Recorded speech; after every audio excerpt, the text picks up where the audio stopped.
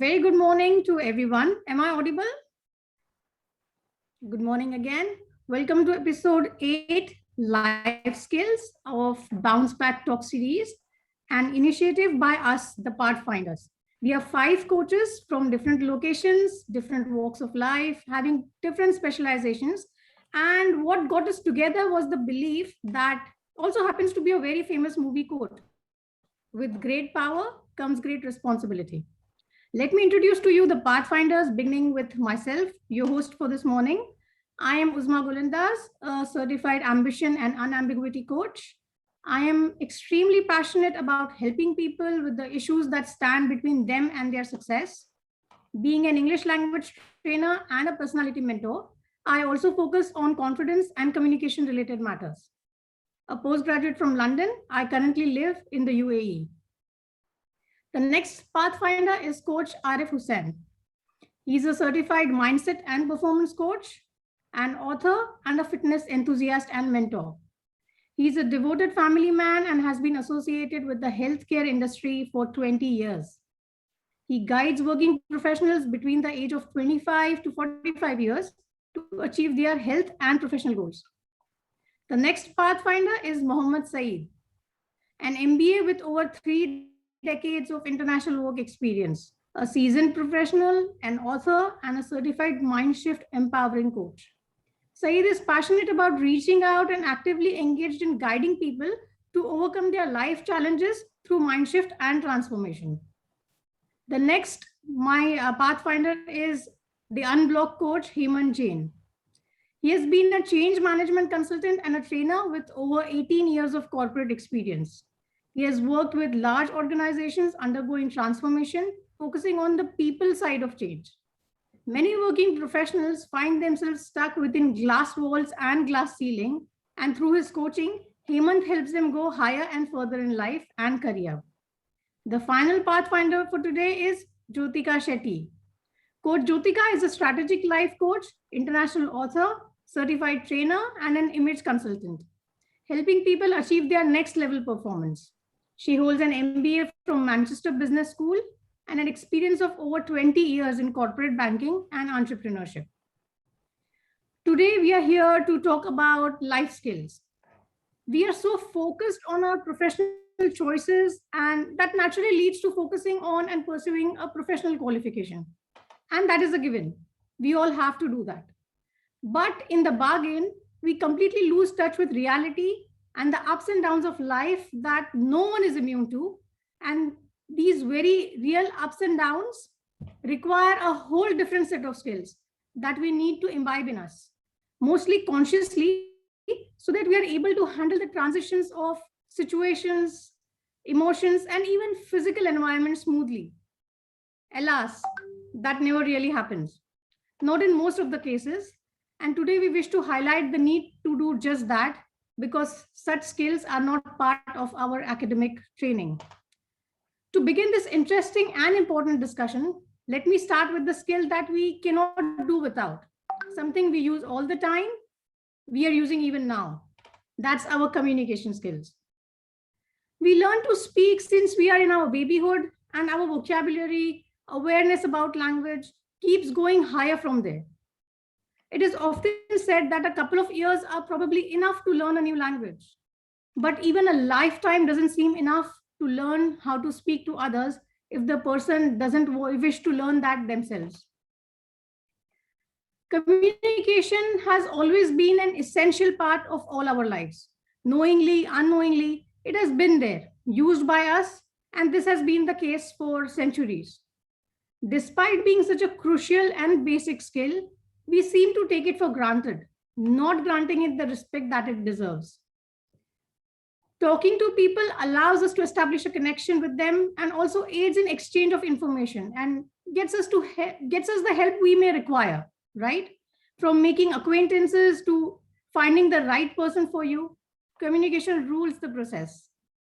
But for anything to be effective, rules are required, and interacting with people also has its guidelines. When these parameters are ignored, communication loses its impact. Languages, they have dialects. and different usages depending on the location. Like in London, the underground train is called the tube, while in the USA, it's called the subway. And as if all that is not enough, we have other rules to look into. These are the unwritten but extremely important codes of verbal communication. Like, have you come across people who ask you a million questions and conversations with them only appear like a Q&A round where all the answers have to come from you? Well, asking questions makes the other person feel that they are being taken interest in. That's true. But too much can actually make them feel like they are being interrogated. Reminds me of Paresh Rawal's character in the movie Judai. Also, a very common problem happens to be the overly vocal, extra eager participants who will not let anyone else finish what they are trying to say. You may hear them out patiently for several minutes, but they won't even grant you half a minute to say what you want to say. Such interactions can leave one feeling humiliated and unheard, leading to emotional resentment. But how much damage do they cause to the process of communication? A lot, actually. People may find it a turn off to participate in discussions where verbal toes are constantly stepped on, and it may also lead to the participants turning a complete deaf ear to the whole interaction, because if you're not going to get to speak, there is no need to pay attention to what is being said, because again, there is no way to cross check how much one has actually absorbed, right? This has happened to me, and believe me, despite best intentions, it just happens so. What is also interesting is that will such conversations ever lead to any fruitful collaborations? I don't think so. Mostly no. Because if you are unable to tolerate someone's presence during a conversation, which is a relatively short period of time, how will you be able to have a working, performing rapport with them? There are a million things that can be said about communication and language. And I, being a language trainer, know this with absolute certainty. But for now, if we can concentrate on communication, communicating with courtesy to promote collaboration, we will have achieved a lot. After pondering over communication skills, it is very natural to wonder about interpersonal skills, isn't it? After all our communication is directed towards someone who we want to interact with for a specific purpose. So I invite Coach Jyotika to share her thoughts with us on this. Jyotika. Good morning, Uzma, and to everyone present here today, and thank you very much. Well, Uzma, you spoke about an excellent topic, communication. That's very important. But what I'm about to talk about is while it's important to communicate, it's also important to communicate at the right time in the right place. So I'm here to talk about that important aspect that you can communicate when you are handling your emotions in the right way. Otherwise, you just end up talking things which are not required, and it could actually mess up the entire relationship. And that's called as being emotionally intelligent. Now, why this topic is dear to me is that last year I also wrote a book about emotional intelligence and how this particular skill has helped me in my own life to overcome challenges. As fancy as it may sound, we are quite used to hearing this term called as IQ, right? Very few people actually understand, although we may have heard EI and EQ, very few people understand what exactly it is. Let me start by giving an example. Imagine a husband and wife, they're talking to each other, and during the course of conversation, they touch upon a topic where both of them do not have the same views. Now, under normal circumstance, if you know why the other person is thinking so, you would probably understand, and the entire conversation could move towards the direction of understanding, love, compassion, care, all of those things. But imagine the wife or the husband thinks, why is my spouse thinking so? He or she doesn't love me.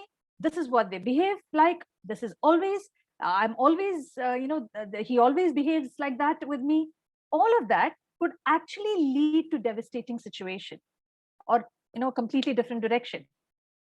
Now, this happens when we are not able to handle our own emotions and feel and exclude those emotions that are not required at that point in time.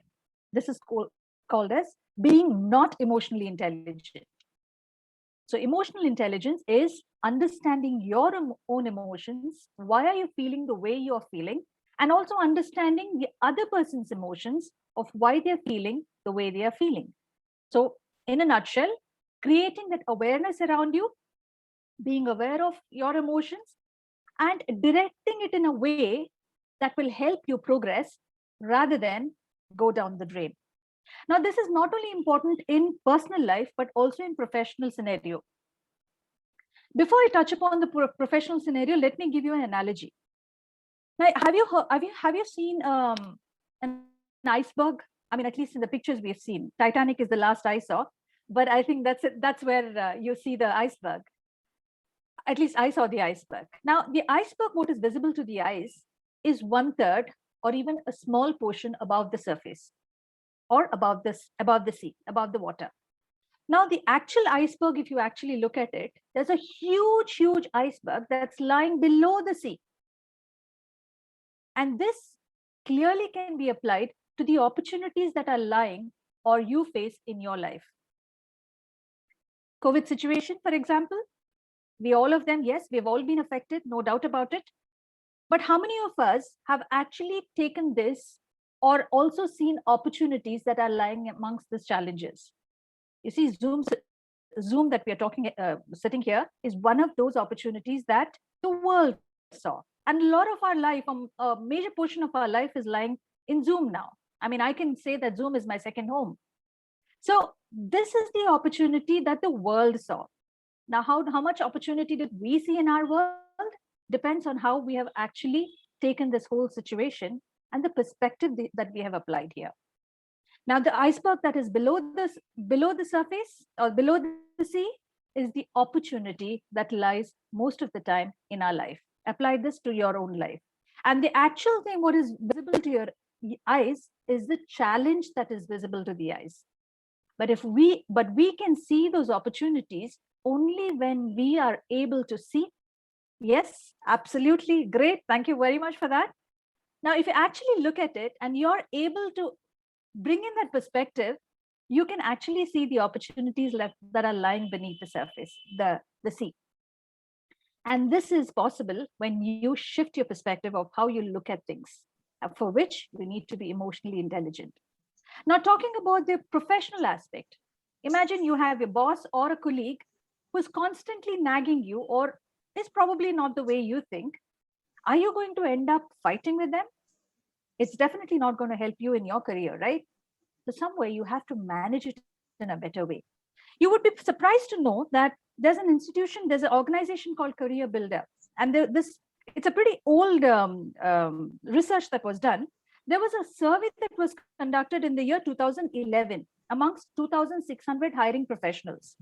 Now, what they said was 59% of them would not hire someone with high IQ and low EQ, which means it was important that the person had the ability to handle their challenges, handle their emotions, in addition to the technical qualifications that they had. And 75% of employees with high EI are likely to be promoted.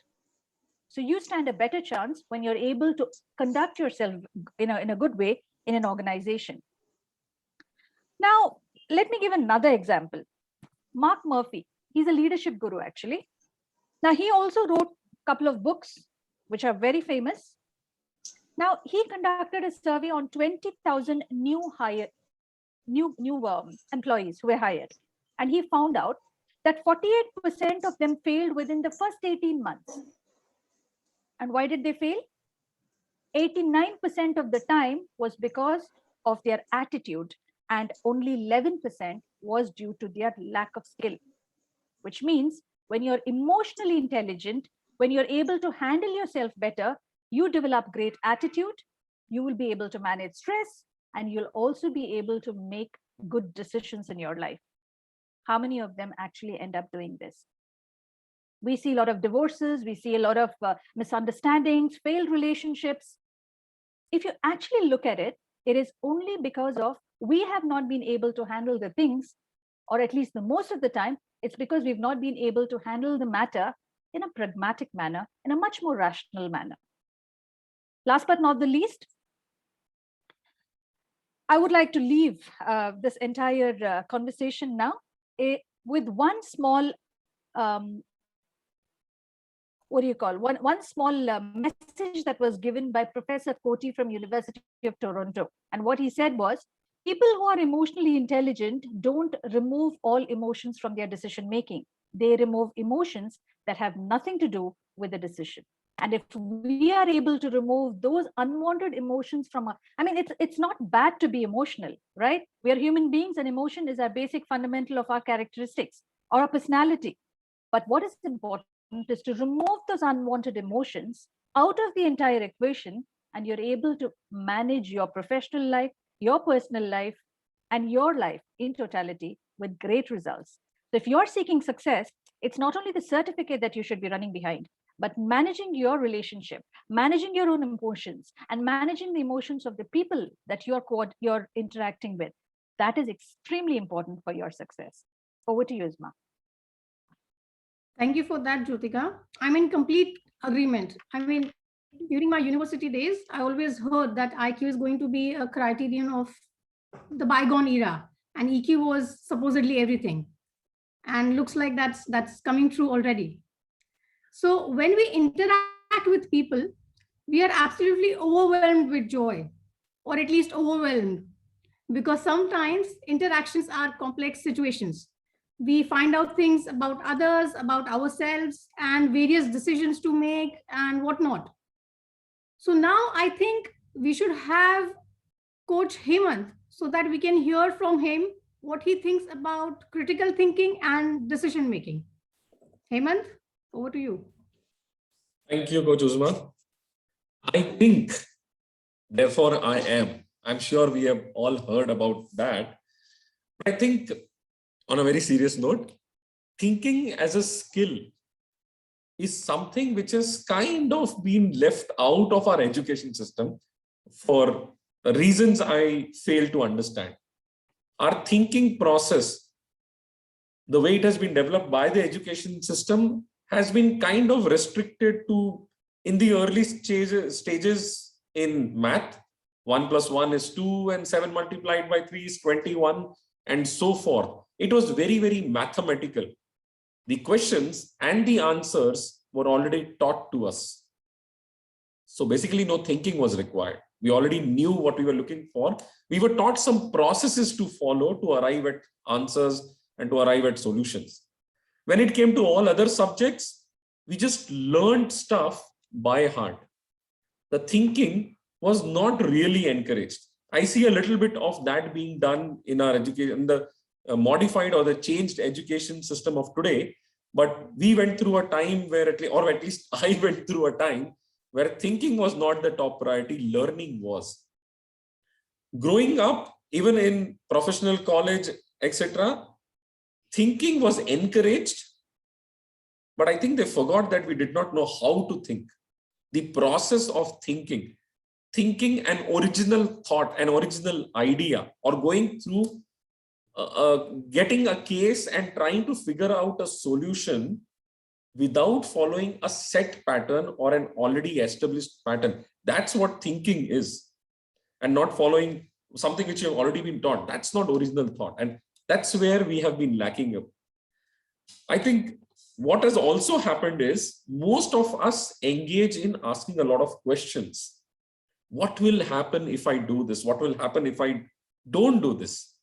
The trouble starts when we don't answer them, right? I think quite a few audience members will identify with that whole thing about asking a lot of questions and not answering them, because that's what we called worrying. In the last episode, Uzma, you had coined the term warriors. We all are warriors in that fashion, that we ask questions without answering them. Thinking begins with those answers. The moment you ask yourself a question, it's the conversation we are having with ourselves. Uzma, you talked about communication a few minutes ago. Jyotika talked about those relationships, interpersonal skills. What about the communication we have with ourselves? The chatter, the constant conversation which happens in our head. What about the relationship we have with ourselves? Asking questions but not answering them. The thinking starts from answers we give to ourselves. And it's an extremely important thing because one, the worry is now out of the window because we asked a question, we answered it. We can of course ask another question and then answer that, and then another question and answer that. The worry is now out of the window. The thinking has replaced it. As we go on answering the questions, we are getting more and more prepared for whatever we were thinking about. It could be planning a birthday party or planning my retirement or even planning insurance in case an untoward incident happens. It's the answers which is the start of the thinking. And now when it comes to thinking, the other thing which I found kind of losing out in the race of media consumption is reading. Barring a little bit of newspaper reading, which people do, reading books is a habit which is now become rare. Yes, the Harry Potters are being read by kids and by some of us adults too. I'm a Harry Potter fan. But of course, reading needs to be increased. And I don't mind fiction reading because fiction reading by way of fantasy worlds helps us develop a creative side to our thinking. Reading non-fiction gives us better perspective, which will aid in our thinking. So first step is to start thinking, then is to develop thinking by reading. Have a variety of reading habits. I mean, I don't recommend newspapers, sorry. There's more bad news in there than good news. I stopped reading newspapers 20 years ago, but I have been reading books all through. There have been years when I have read more than 50 books in a year. Fiction, non-fiction, all types of books. They expand your perspective. And now before I would close, I would talk about the actual thinking skill. The term brainstorming is used by many people and it's used very loosely. Let's brainstorm some ideas. Let's together and thrash out some ideas. One of the basic tenets of brainstorming is then ignored completely. The basic tenet of brainstorming is when we are in the process of generating ideas, you don't judge any of the ideas. It's a free flow of ideas. It's a free for all ideas. If 5 people are sitting at the table and coming out with ideas, you don't stop anybody. You don't criticize anybody. You don't judge any idea as soon as it comes. Because the moment you start doing it, you are discouraging someone from coming up with further ideas. You may call an idea stupid. Let that idea be stupid, but let it be there on the table. Let it be there without judgment. Because stupid ideas can encourage more ideas. Of course, it can encourage more stupid ideas, but then one of them will be a very brilliant idea, which you would have lost out if you would have not encouraged that first stupid idea. So it's very important to understand brainstorming in its true sense and utilize it in the true sense. And of course, the second thinking tool, which I often recommend to people is a very interesting and useful tool, which is the 6 thinking hats. What that tool does is compartmentalizes your thinking into different ways. So that's another way of preventing you from getting either emotional or too negative or too judgmental about your idea. So it says compartmentalize your thinking. Put on a white hat and look at data and facts and information. Don't look at any other aspect. Don't think about how you feel about the idea or what could go wrong with the idea. Look at only facts. The red hat thinking is pretty much how you feel about the idea. What does your intuition say? Does it seem right? Does it sound right? Right? Then you go to the values and the benefits of that idea. If it works, what will happen? The yellow hat thinking. The green hat thinking is for creativity solutions. Be creative. Come out with your stupid ideas. Come out with your fantabulous ideas. Right? What if I were to able to give serve food to every member on planet Earth? 7 billion plus people. It's an impossible task. It's an impossible idea. But can I start thinking on that? Because the moment I start thinking about that, I can talk to a few people who can say, yeah, we can do that. Maybe not 7 billion, but can we start with 1 million? Can we start with 10 million? Can we start with 100 million? I mean, some members here may be aware that recently UAE as a country took on this challenge of feeding 100 million people.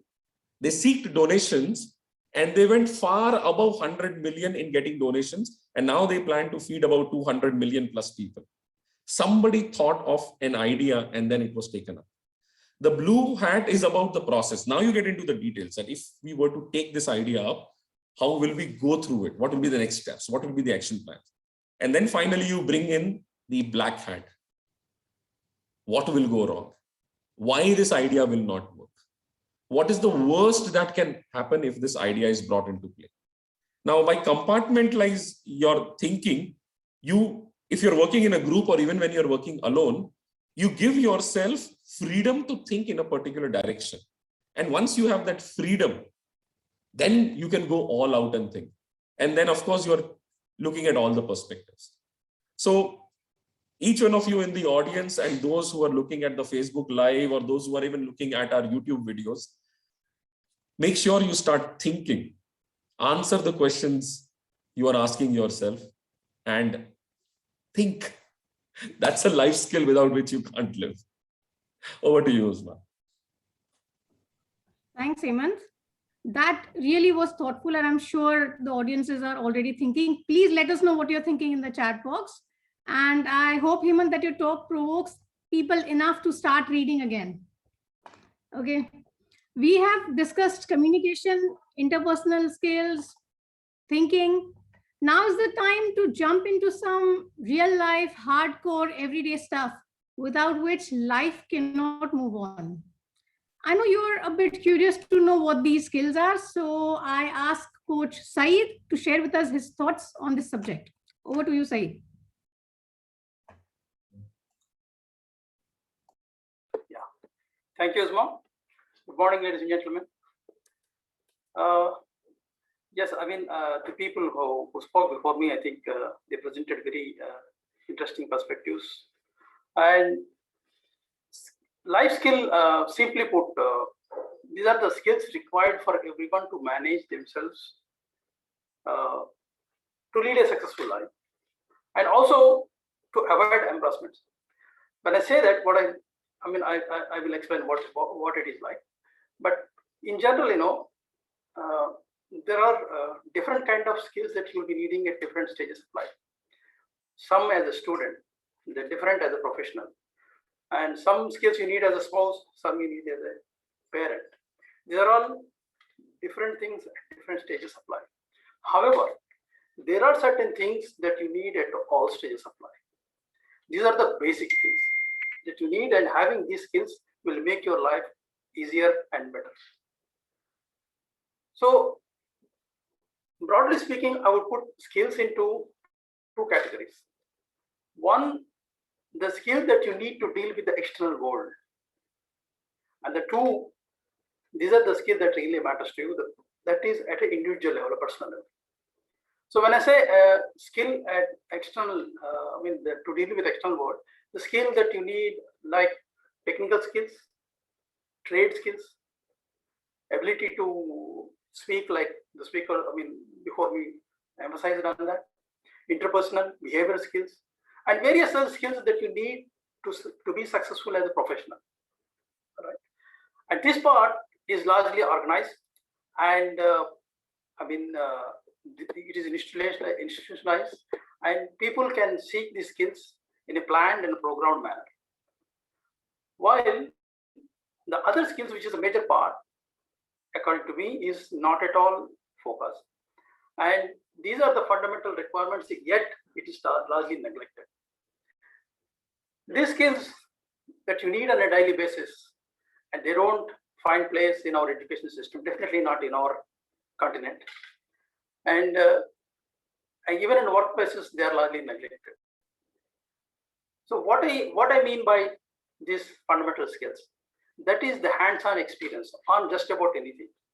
Let us take, just for example, simply cooking. Irrespective of the gender and age, I would say one should know some cooking, because that will help you survive any place, anytime. Let me share my experience. I left my house and went to Gulf to work. And when I went there, of course, I don't know nothing about nothing cooking. So food is available, nice restaurants are there. I thought, okay, it's much better. I can eat one good thing each day. I did it.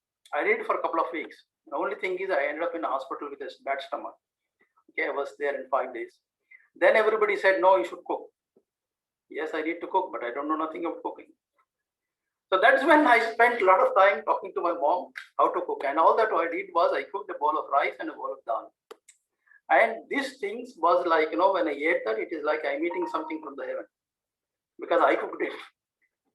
And moreover, it has reduced my dependency on external source.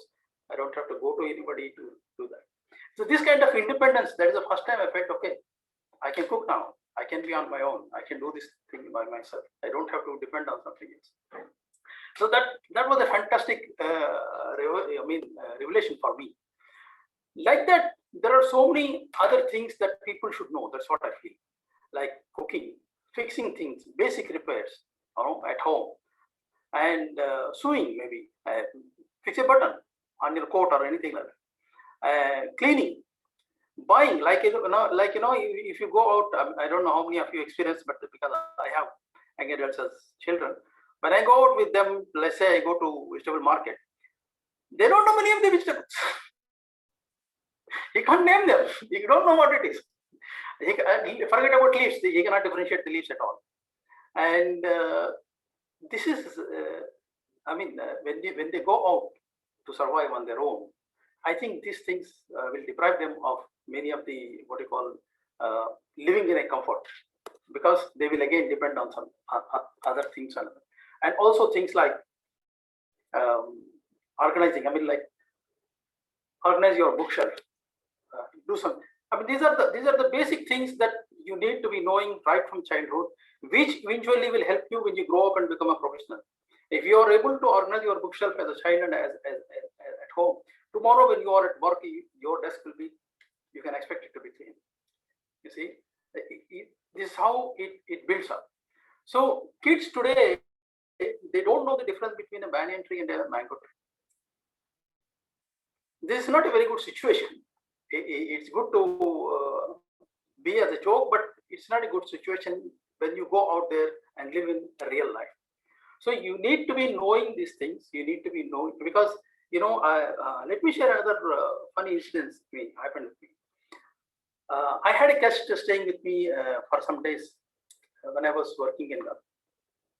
This guy is an engineer and he worked in different countries, and he is a software professional with a lot of certifications in Microsoft and Oracle and all these things. And one day he's ironing, okay? He's ironing for the last 5 minutes, and he calls me and says, Sai, this iron box is not working. I said, why is it not working? It's fine. When I went and saw, what I saw is he put this iron box plugged into a telephone socket. Would you believe this? Telephone socket. He doesn't know the difference between a telephone socket and a power socket. Now, what is the use of all his education? And it so happened that he got a very good job in a very big company, but he could not install a printer. He was fired. So this is the thing, these are the practical things that one need to know, and one need to know from an early age, and it helps. It helps. And I have come across instances where people working at a shop floor level, when they went on vacation, things went wrong, and big managers and big engineers could not fix it, and they canceled their vacations and brought them back. So I would emphasize that one need to be involved in doing things with your own hands, have a hands-on experience. This will go a long way in supporting you as a professional also. So what I would suggest is parents should involve their children right from early age, to get them to do things, do some small things at home, make them cook something, make them learn how to do those things, feel it, experience it. Because experience, you can read 10 books about making an omelette, but you cannot make it unless you really make it. So that's as simple as that, you see. So this has a severe impact as you grow up in your professional life also. These things should become as a habit. When you become a habit, then it's easier for you.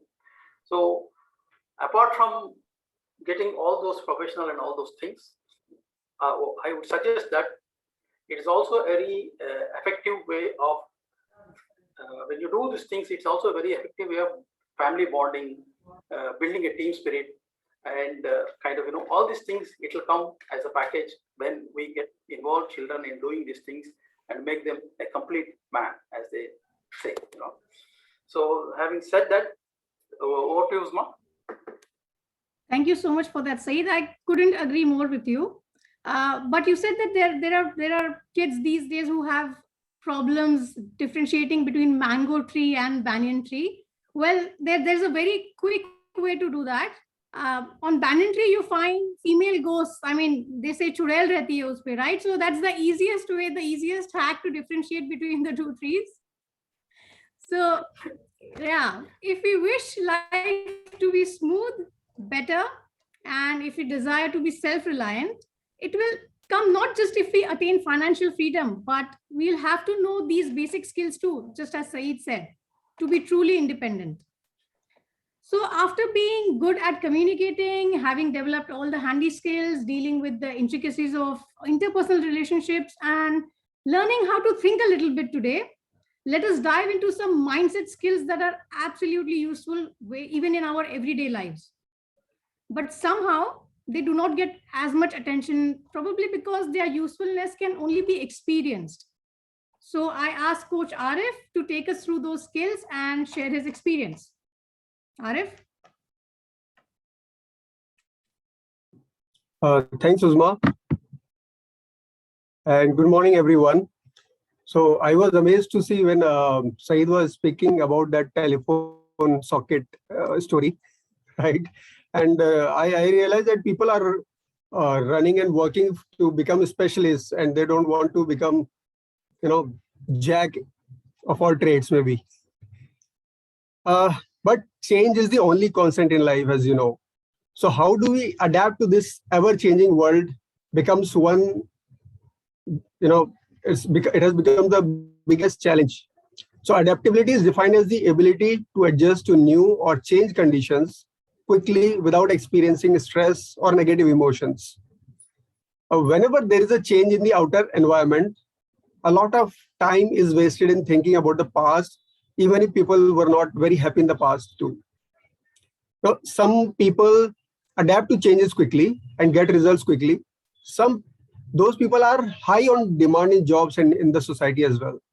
But they help others as well to bring in the change required to adapt to new normal. For example, people who could foresee the challenges they would face during the pandemic were more prepared and brought changes accordingly and actually changed the way they were doing their business and leading their lives. People who were stuck in their minds thinking that old days will come again could not decide what to do and perished or are still struggling.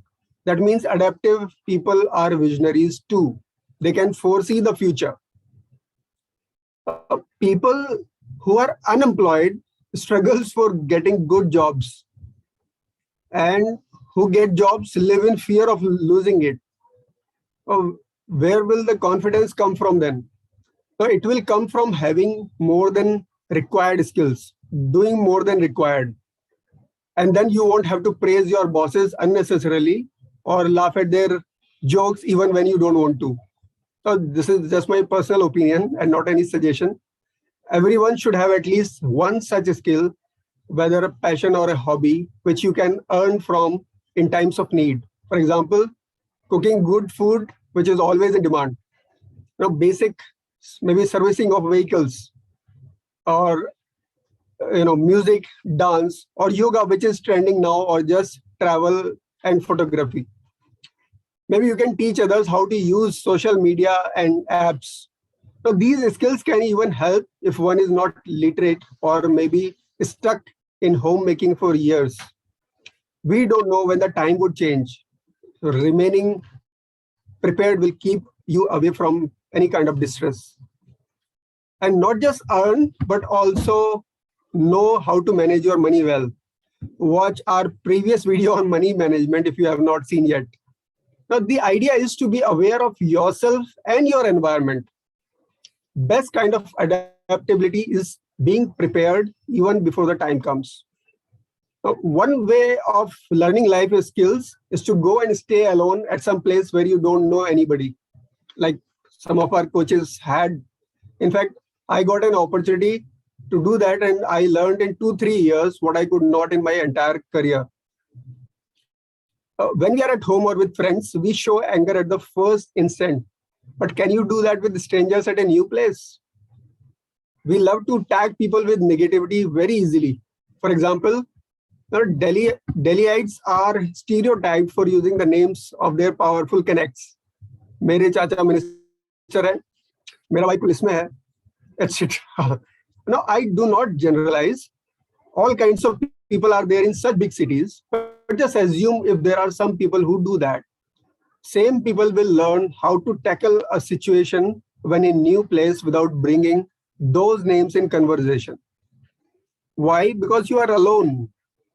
Humans have natural survival instincts. We kill those instincts by remaining in comfort. Get out of your comfort zone and you will learn naturally how to adapt to a change or a new environment or a new normal, one of which is going on. You will learn how you can make great friends even if they were not connected with you earlier. You will know how to control your emotions. You will know how not to react to small or unimportant incidences. You will know how you can take care of yourself before anyone or anything else to keep yourself healthy mentally, physically, emotionally, and even spiritually. There will be times when you could rely only on God or the universe, whatever you believe in. You will know your strengths and weaknesses. You will anyway know the reality when you will be alone, right? You will learn how you keep a balance between your feelings and rational, how you can behave wise and not get carried away with emotions, whether it is love, anger, ego, or anything else. So the other way to learn life skills would be to go for a solo traveling and explore new places, new people, new culture, food, right? Or spend a few years, maybe a year or two in sales or in some job where you have to deal with public. The simplest thing would be to involve 100% in what you do and the daily chores at home, things that happen in your environment, in your neighborhood, and in the society, or things that you want to happen. As Gandhiji said, be the change that you wish to see the world. Over to you, Uzma. Thank you for that, Arif. It was thought-provoking, almost enlightening. And I think after listening to your talk, it is time to add patience as one of the life skills to our list. See, we need to be flexible and adaptive in our approach and attitude too, as change is the only constant, and we need to keep moving ahead with the changing times in our lives. The list of skills that make life better, easier, more independent is endless. And with the ever-changing environment that we live in, I'm sure it wouldn't harm to add maybe sense of humor, liking your own company, and attaining a sense of balance, like not going towards any one extreme. I think those will help too. Now that we have finished discussing this with all the coaches, dear audience, we end the discussion here, but it is just the beginning of your thoughts on this matter. So I open the floor for your questions. Feel free to flood the chat box with your queries and experiences. And if you raise your Zoom hand, that's in the reaction tab, you will get to speak to one of us directly. Please go ahead.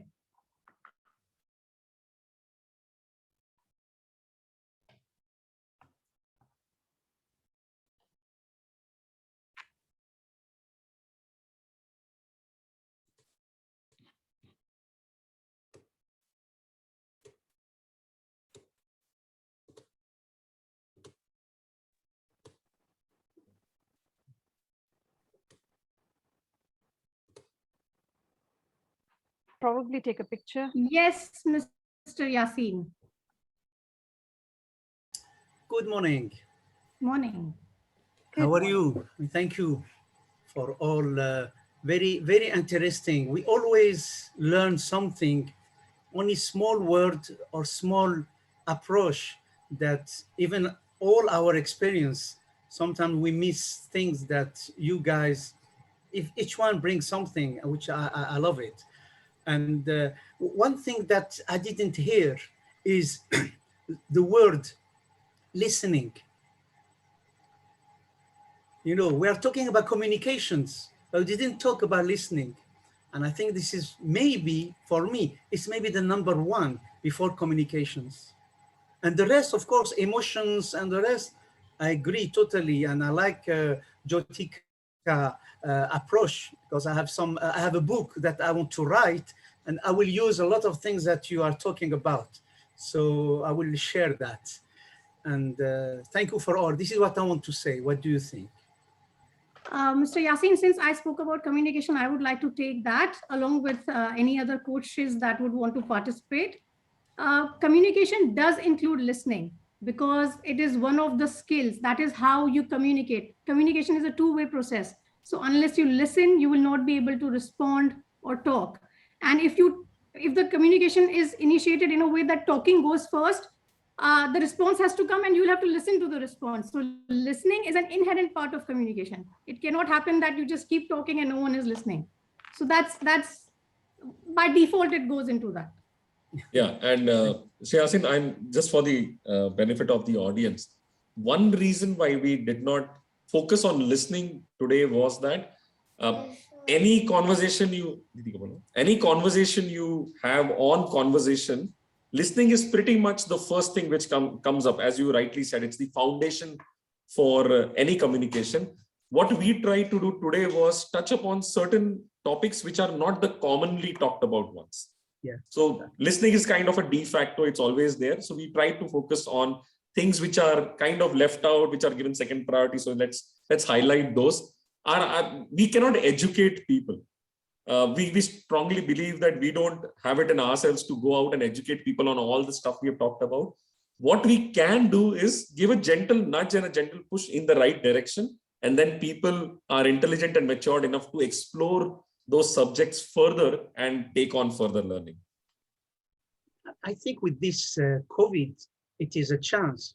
For me, it's a chance really to change the system of educations, the system of communication as well, and maybe to put everyone in the same level. When I say everyone, it means Europe, America, Asia, you know, India, Africa, to put them in the same level. Why there is always up, why there is always down. I mean, we have very smart people in every continent, which they don't have the chance to communicate and to be, how can I seen as a high level. It has to be always from the other side, but not from another side. And I think with the communications and the Zoom, the platforms, maybe people would be highlighted and they will see, okay, we have something happen in India, something happened in Africa, something happened in Indonesia, something, it's not always the other side. So I hope this COVID, maybe it will give a chance to make the balance different. Absolutely. Definitely. Thank you, Yasin. Welcome. Thank Thank you you. for you. Thank you. That was a noble thought, Mr. Yasin, but I think it will take time, much like the educational revolution that we are aiming for. Okay, anyone else who would like to speak to us?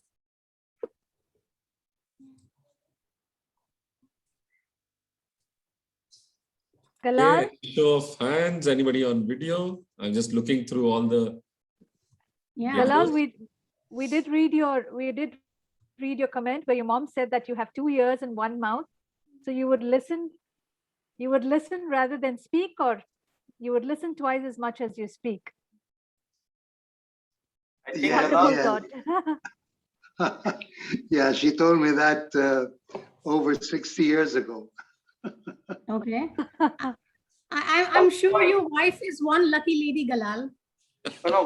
good morning, Galal. Listen twice and speak just half of that. I mean, that's I think what I would say almost #1 on women's list, right? I want to ask a question to Galal.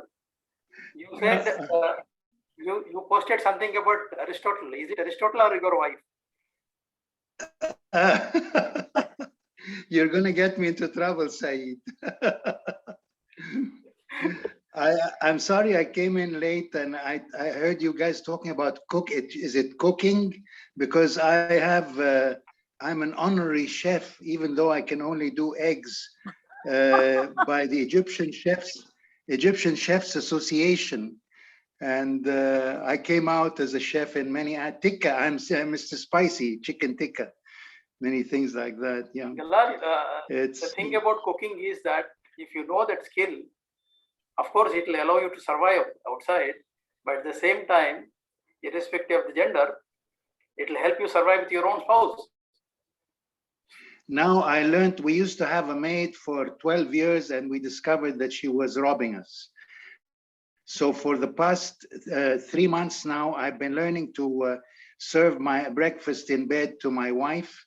I do the coffee, I do eggs and things like that. And I've developed muscles on my eyebrows because I keep going up and down carrying all these things, and some of it falls on the floor and I'm clumsy. Now we're in a resort. I'm not at home. We're out of town on the Mediterranean, so I don't have to go up and down. It's a one floor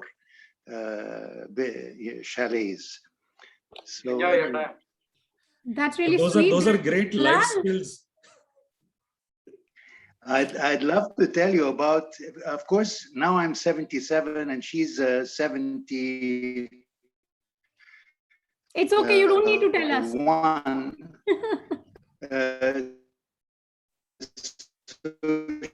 She can't carry her bags and things, so it's full of everything, the charger, the phone, everything. And then men start to look at me and start saying, "Hi there, honey," when they see me carrying a woman's bag. And I started doing the beds as well. This is something new for me. And what else? And she wakes me up at 3 o'clock in the morning and asks me if I'm thirsty. This means she wants me to go and get her some water. So I've been learning a lot. Yeah. And you said you're very good with eggs, Galal. I hope you've not taken over the chef's egg station in the breakfast buffet. Well, In we the have morning. two meanings of eggs in Egypt, but I don't think you would like me to talk about the second one. So yeah. Galal, It's a family show. It's a family show, and secondly, I'm not from Egypt, so please count me out. Okay, but I think a fairly good set of skills, life skills, Galal has also pointed out. Keeping your wife happy, or let's say keeping your spouse happy. Thank you, Yeah, Galal. happy wife, happy life. Happy wife, happy life. Yeah, I learned That that. That Better could be a late than life never. skill. Today Better we have late than Anna. never, I Galal. think this is a good time when we can ask all our audience members to come on video for a moment before we start losing a few people. Because we need to take a picture. So if all of you Yes. come on your videos, we will be able to capture you and you'll be able to see it when we post it. Otherwise, it's just going to be empty windows and even your name may not be displayed. That's the way Zoom works. Thank you so much, Saurabh, Prashanti, Mr. Krishna, Mr. Yasin, Sirat, Mr. Masood and Galal have already been with us throughout. Maya, Vandana, Vandana, Sumaya, Anna, Alex. Rashil, Lingeshwaran. Mr. Alex, can you please come on your videos if possible? It would be great to just have that picture with you. Okay. Okay, Sumaya is here. Thank you, Sumaya.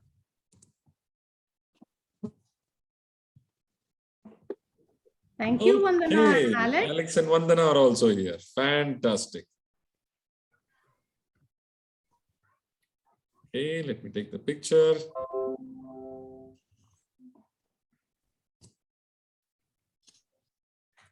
Thank you very much. Thank you very much. We still have time if you have any questions or if you want to interact. Yes, please. We can still talk and take your questions. I hope you don't want me to make that airline kind of an announcement. This is the last call for all questions and interactions. Please line up.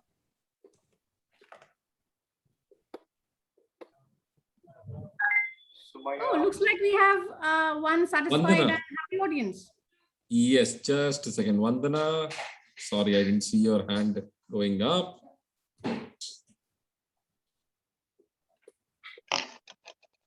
Yeah, good morning to all, and it was a great session and quite a lot of learning also. And thank you, Vandana. and I loved your conversation also. So Dalal was sharing his experience. That was quite good. I was moving around in the house and putting on my earphones and listening. So now I got time. I said, okay, let's have a click. Okay. Yeah. I mean, all the wives can actually, ask their husbands to listen to what Dalal just said. We'll put the recording up soon, so you would not yet miss the opportunity. Okay. Anyone else who would like to speak to us? You said something, Said? Hemant was saying something, but he is on mute. No, I was just saying that we are going to put up the recordings. So whoever you want that they should listen to certain parts of it, make them do so. Okay, any further hands going up? Anybody wants to interact? Or we could come to the conclusion of the session. Okay, so since we don't see any more questions, we are about to stop the recording, but please feel free to interact with us some more after the recording stops. We can still talk, and let's see where it goes. Yeah, Yasin, you can see the recordings on YouTube. All videos are available there. On YouTube, all of us actually put the recordings up. So by tomorrow, you'll be able to see them on any and all of the 5 channels. Yes. And we'll put in the chat, we will put in our link for the feedbacks for this session. So it will be great to hear from all of you. Those feedback inputs help us make the sessions better. And we are already on the 8th episode. So 2 more episodes to go for our 10-part series of Bounce Back to End. And your inputs will give us ideas for what project we take up next. Sure. Okay. And yes, Uzma, you should tell them about our next session. The next session is actually going to be about something very interesting. I'll just give you a hint. It's like birds of a feather flock together. Any ideas? The company you keep? It's going to be the mastermind. So let's see what your mastermind is when we meet next time. And we'll tell you about our mastermind, of course. Do join us at 11 a.m. next Saturday. We would love to have you. And now we can just talk.